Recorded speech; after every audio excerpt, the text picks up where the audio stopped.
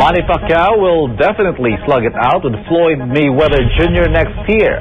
The blockbuster bout, which will happen this March, isn't only expected to rake in many fans, but also millions more in cash for both ring champions.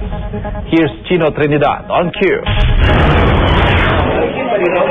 Manny Pacquiao has agreed in principle to a monumental match with Floyd Mayweather Jr.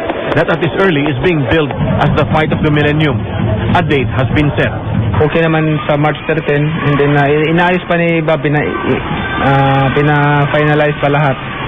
This huge fight is beyond just bragging rights as who the real pound-for-pound king is. For Manny, it seemed personal. Yung pagkakaiba ni Floyd siguro sa ibang mga kalaban ko is si Floyd is marami siyang mga trash talk na hindi dapat gayahin ng mga bata. There are concerns about the state of health of Pacquiao, especially after his grueling fight against Miguel Cotto last month. But the pound-for-pound king assures his legions of fans that he will be ready in time. Kailangan dubling pangangalaga sa katawan ngayon dahil siyempre patindi ng patindi yung mga kalaban natin sa taas ng ring. And then of course, paedad tayo ng paedad, so kailangan pabawas yung mga mga ano na alam mo na yan. Chino Trinidad reporting on cue.